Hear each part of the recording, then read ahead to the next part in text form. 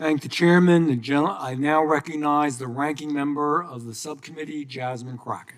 Thank you so much, Mr. Chairman. And I first just want to begin with a news alert. Guess what?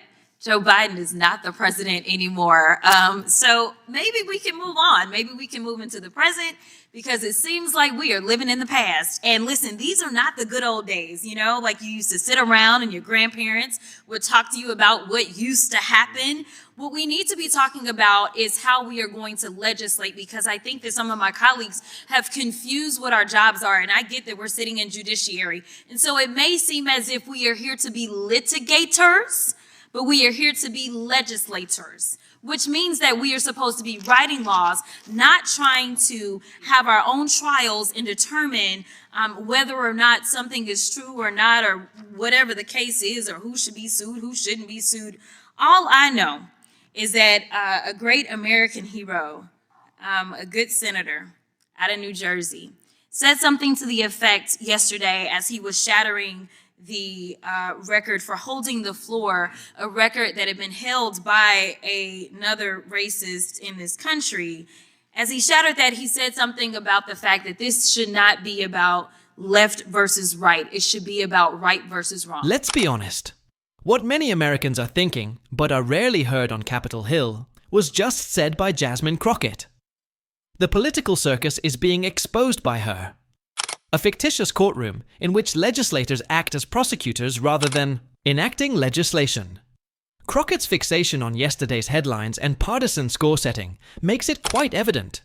We require genuine policy, real representation, and forward motion.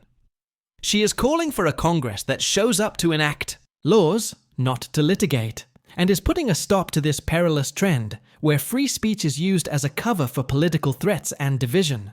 Crockett's call to return the focus to real governance and public safety is not only welcome, but also essential at a time when members of Congress are being threatened with death for just carrying out their duties. I'm going to tell you that I want us to focus on right versus wrong. The reason that we are struggling right now in this country as it relates to people not trusting agencies, honestly, a lot of it is because of elected leaders.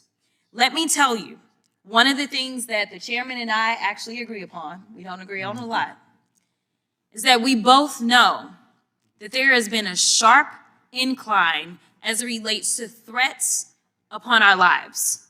Regardless of what side of the aisle you sit on, we both know and agree that as sitting members of Congress, we both are enduring more death threats than anybody should in this country.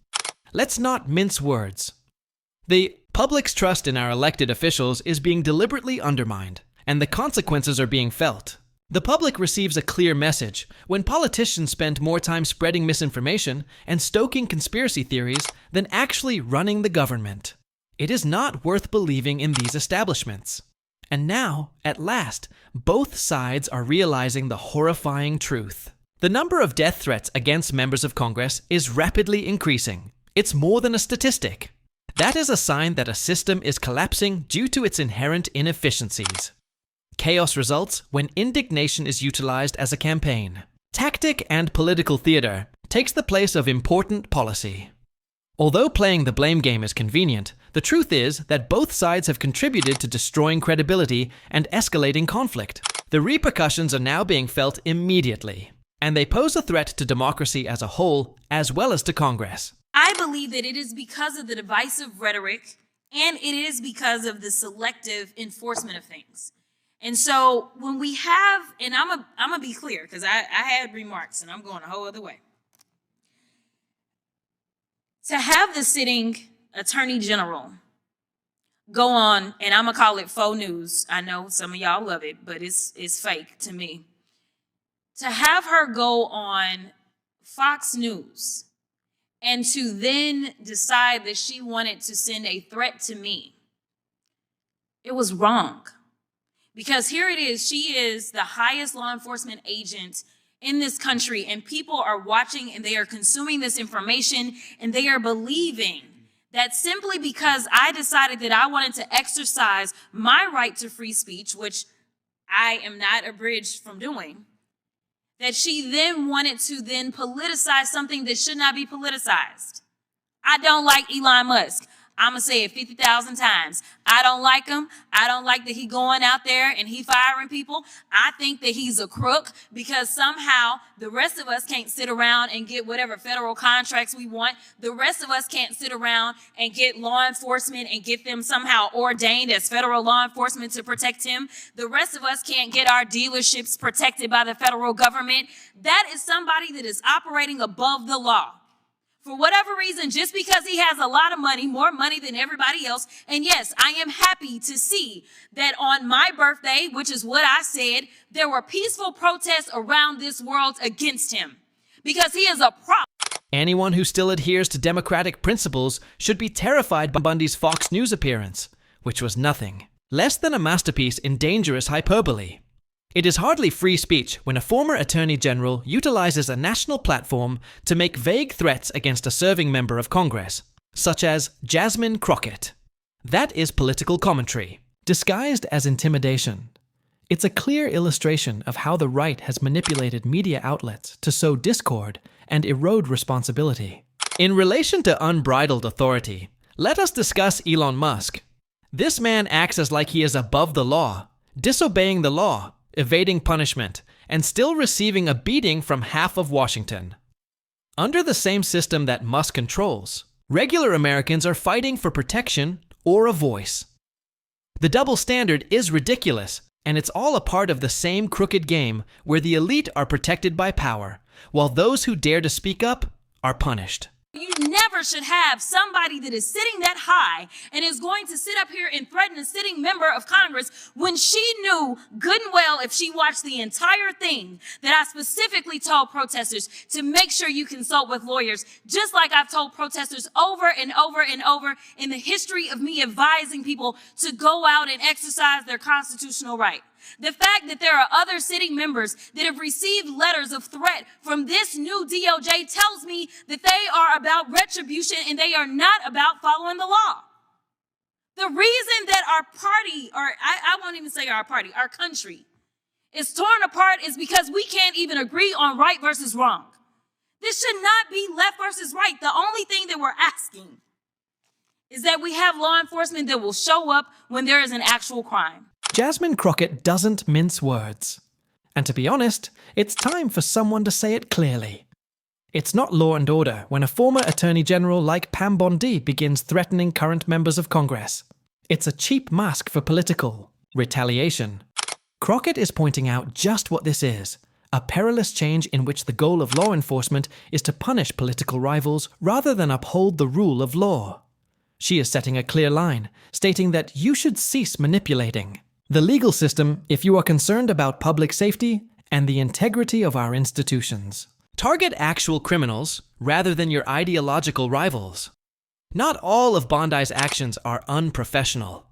It demonstrates the extent to which the idea of law enforcement has been tainted by partisanship. Crockett conveys a straightforward but impactful message. Justice should be used to settle political scores, but it doesn't wear a red or blue uniform. Somebody calls and says, hey, I need you to investigate this cyber crime, or I need you to investigate this child pornography, or I need you to investigate this robbery, then we want somebody to show up, and we don't want them to look at us and act as if just because I'm black or because I'm woman that I am not worthy of having that case investigated, because we have an administration that is continuously railing against diversity, equity, and inclusion, or we don't need people that show up that feel like diversity should not be valued. That is why we should have somebody that may show up and looks like me. The final thing that I'll say, because you've been gracious, is this. When I first became a public defender, I had no criminal defense experience. And I walked in and I told my boss, Charlie, I said, listen, you should hire me. He said, why? I said, because I'm black. Charlie looked at me like I was crazy. And I said, let me tell you something. When I walk in, I'm going to walk in with a level of rapport and understanding that maybe some of my other colleagues will not. Charlie offered me my job, and I worked my butt off, and I worked really, really hard for all of my clients, not just those that look like me, and that is what it looks like to serve. Thank you. Let's discuss a topic often ignored in heated political debates: representation in the courts. It's not just a sentimental issue. Justice, trust, and even survival are at stake, especially for minority communities. Seeing judges, legislators, and solicitors who share their experiences builds trust and fosters real empathy. It ensures that when laws are made or challenged, lived experiences have a voice. For too long, the legal system has been an exclusive club, often ignoring the communities it's supposed to serve. That leads to systemic neglect and wrongful convictions. Representation helps close that gap. The goal isn't just theoretical. Justice. It's real, relatable, and fair justice for all. Without representation, equal justice under law is an empty promise. What do you think? Let's talk in the comments. And don't forget to subscribe. Our next video is even more controversial.